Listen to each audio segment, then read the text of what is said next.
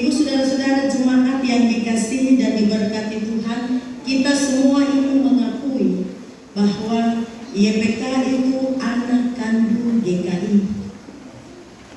YPK sudah memberikan persembahan yang terbaik, yaitu pribadi-pribadi dan para pemimpin bagi bangsa ini, bagi tanah ini, bagi gereja ini. Ya, yang sekolah di YPK dan yang alumnus YPK bisa berdiri.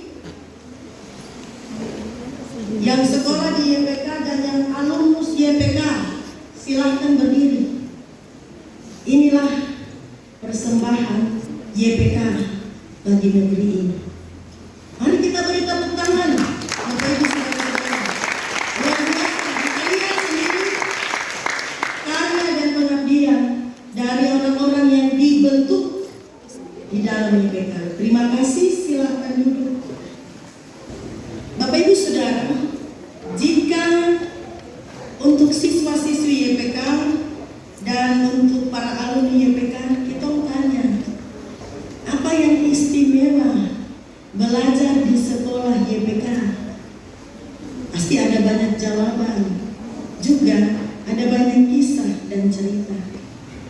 Tapi bisa dirangkum seperti ini Bapak Ibu saudara, bahwa di sekolah YPK itu kehidupan doa, puji-pujian, pendidikan etika Kristen, budi pekerti itu hal yang wajib selain ilmu pengetahuan seperti di sekolah-sekolah umum atau sekolah swasta yang lain. Betulkah tidak?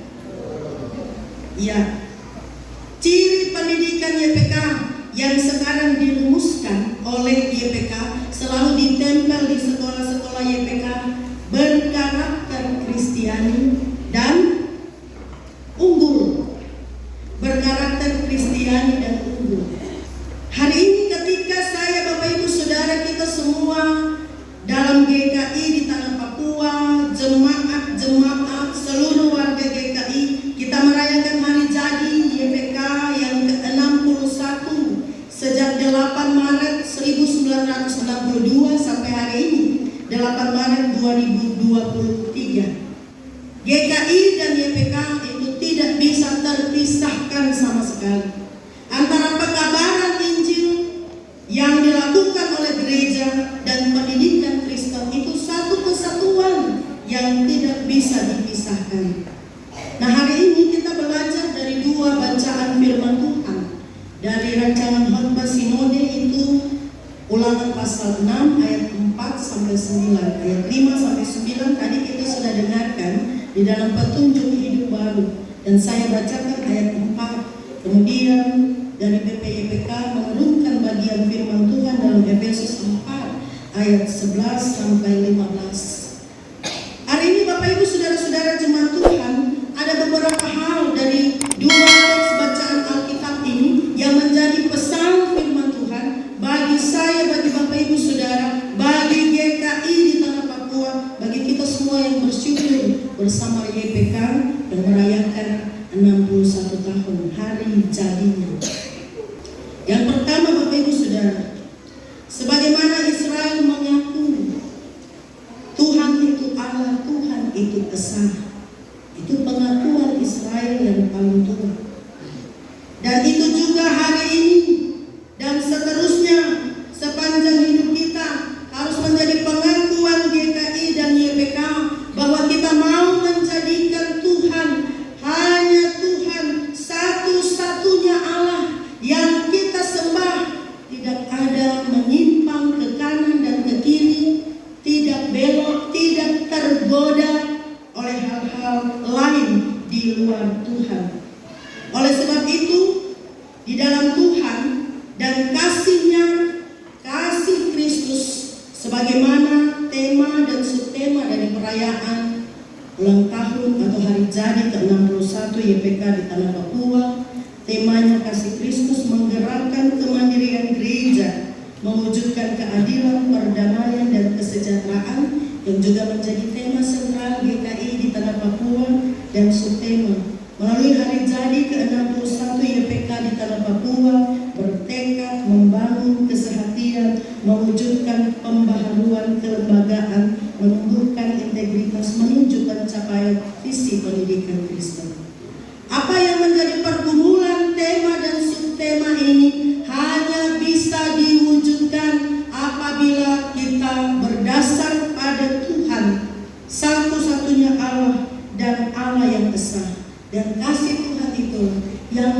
menggerakkan seluruh aktivitas penyelenggaraan pendidikan dalam YPK, tapi juga seluruh kehidupan pribadi, keluarga, persekutuan di dalam gereja, dan kehidupan kita sekalian. Jadi Tuhan yang menjadi dasar rasa syukur kita bersama di saat ini, Tuhan juga yang menjadi dasar kita tetap melangkah maju bersama dengan YPK untuk tanggung jawab pendidikan Kristen di tanah ini. Yang kedua, Bapak Ibu Saudara, di dalam Ulangan 6 ayat 4 sampai 9 itu ada aspek panggilan sebagai konsekuensi dari pengakuan terhadap Tuhan sebagai satu-satunya Tuhan yang esa itu, bahwa kita mau mengasihi Tuhan dan belajar dari Israel. Bapak Ibu Saudara, Israel itu menjadikan pengajaran tentang Tuhan dan kasih kepada Tuhan sebagai hal yang utama. Tadi kita dengar di dalam petunjuk hidup baru, pengajaran tentang Tuhan itu disampaikan saat duduk, saat dalam perjalanan, saat berbaring, saat bangun, menjadi tanda di tangan. Artinya Bapak Ibu Saudara-saudara jemaat Tuhan sekalian, seluruh kehidupan Israel adalah kehidupan yang mengajarkan tentang Tuhan. Itu sebabnya YPK tidak dapat dipisahkan dalam GKI di tanah Papua. Bukan hanya karena GKI melahirkan YPK, tetapi karena memang sejak dari perjanjian lama sebagaimana teks Ulangan pasal 6, pengajaran dan pendidikan itu bagian dari kehidupan sehari-hari umat Tuhan. Seluruh kehidupan Israel, pribadi-pribadi umat Tuhan, apalagi kehidupan keluarga, adalah kehidupan yang mengajarkan tentang Tuhan, supaya seisi keluarga punya pengenalan tentang Tuhan. Nah, Bapak Ibu Saudara, kalau kita lihat pada sejarah, sesudah Injil masuk di tanah Papua, anak-anak YPK, kakak pendeta mau tanya, Injil masuk ke Papua ini tanggal berapa? Ya, 5 Februari 1855. Anak YPK harus tahu. Sesudah Injil masuk, Gesler membuka sekolah di Mansinam dan Otto membuka sekolah di Kuawi, Manokwari. Otto dan Gesler itu bukan sekedar menyampaikan pemberitaan Injil dalam ibadah-ibadah saat itu, tapi mereka kumpulkan anak-anak dan orang dewasa di rumah dan kemudian mengajar. Di mana Injil diberitakan, juga berlangsung pendidikan Kristen di sana, dan di dalam pendidikan Kristen itu ada pengajaran tentang Injil. Ini Bapak Ibu, kita bisa lihat bahwa antara pekabaran Injil dan pendidikan Kristen itu satu bagian yang utuh yang tidak terpisahkan, seperti dua sisi dari satu mata uang kehidupan iman. Bapak Ibu Saudara, jadi pekabaran Injil oleh Otto dan Gesler itu menggunakan pendekatan pendidikan, dan Otto dan Gesler mengajarkan orang Papua Injil dan etika. Sekolah-sekolah sending, Bapak Ibu Saudara-saudara, tidak hanya mendidik anak-anak Papua untuk membaca, menulis, dan berhitung, tidak. Dan itu juga yang berlangsung di YPK, tapi juga mengajar tentang bagaimana mengenal Tuhan. Dan dari pendidikan di dalam YPK, orang Papua diubah peradabannya. Ya, orang Papua diubah peradabannya dari yang sebelumnya gelap menjadi terang, dari yang sebelumnya tidak beradab menjadi beradab.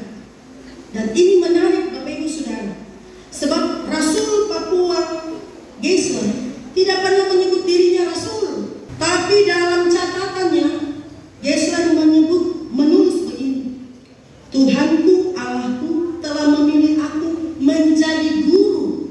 Tuhanku Allahku telah memilih aku untuk menjadi guru di antara orang kafir, dan pada kenyataannya Papua adalah ladang pelayanan saya sampai Tuhan menunjukkan tempat pelayanan yang lain. Yang berikut Bapak Ibu Saudara, sebagaimana Yesus sudah memberikan yang terbaik bagi dunia ini, Yesus memberi hidupnya sendiri. Kita sedang berada dalam perayaan Minggu-Minggu Sengsara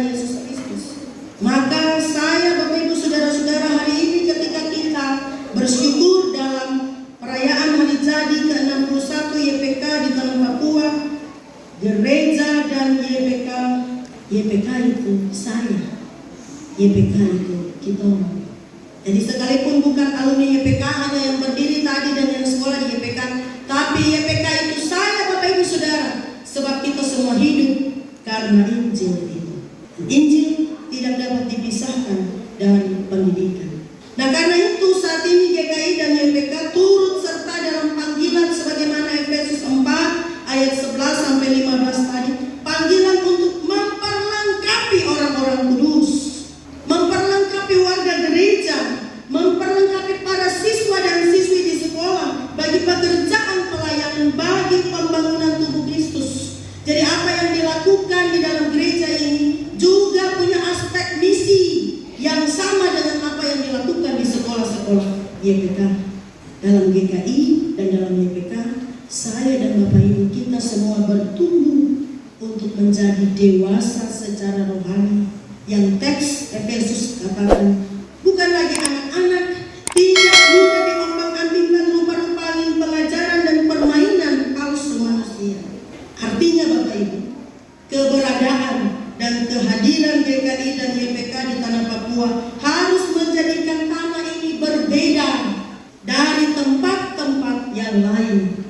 Jadi tanah Papua ini bukan saja tanah yang kaya dan subur yang sungainya mengalirkan emas, tapi ini tanah Injil, tanah damai. Jika di tempat lain, wajah dari sekolah-sekolah yang kita lihat ada tawuran antar pelajar, ada pembulian di sekolah, ada aksi kekerasan yang bahkan dilakukan oleh anak-anak sekolah, ada miras, ada narkoba, ada seks bebas. Di YPK tidak boleh demikian. GKI bersama YPK Bapak Ibu Saudara bertumbuh ke arah Kristus sebagai kepala. Karena itu permainan-permainan palsu dan kelicikan tidak boleh terjadi di atas tanah Injil ini. Hari ini Bapak Ibu Saudara, ketika kita bersyukur bersama YPK untuk hari jadi ke-61, mari kita juga percaya di tengah-tengah pergumulan YPK yang mengalami jatuh bangun, maju mundur, pasang surut, Tuhan berkuasa menyertai YPK. Mari sebagai warga gereja, siapapun kita, saya Bapak Ibu Saudara-saudara, kita berdoa bagi YPK. Tapi bukan hanya berdoa, kita support YPK bukan saja melalui kotak sayang YPK, tetapi juga seluruh bentuk support kita supaya YPK tetap eksis di tanah ini, supaya YPK tetap menjadi idola, walaupun ada yang melihat YPK dengan sebelah mata. Tapi tidak Bapak Ibu Saudara, ingat di YPK itu pemimpin-pemimpin bangsa ini sedang dicetak. Karena di YPK bukan saja menabur ilmu, tapi juga benih-benih iman. Mari kita berjuang dalam keyakinan iman bersama YPK bahwa Tuhan Allah yang esa, yang memanggil kita untuk mengajar dalam pengenalan akan Tuhan dalam seluruh aspek kehidupan kita, seluruh aspek kehidupan keluarga-keluarga Kristen di dalam gereja ini adalah aspek yang mendukung YPK untuk pendidikan yang berkarakter Kristiani dan unggul. YPK memang Bapak Ibu Saudara, kita akui secara jujur masih berjuang dalam perjuangan yang tidak mudah. Tapi kita percaya bahwa Tuhan yang sudah menyertai Israel akan menyertai YPK, juga menyertai GKI. Jadi kita tidak perlu khawatir terhadap apapun. Tangan kasih Tuhan akan menopang YPK. Karena itu bersama Tuhan kita tidak takut untuk melangkah maju. Jayalah YPK, jayalah GKI. Tuhan memberkati kita dengan firman-Nya saat ini. Amin.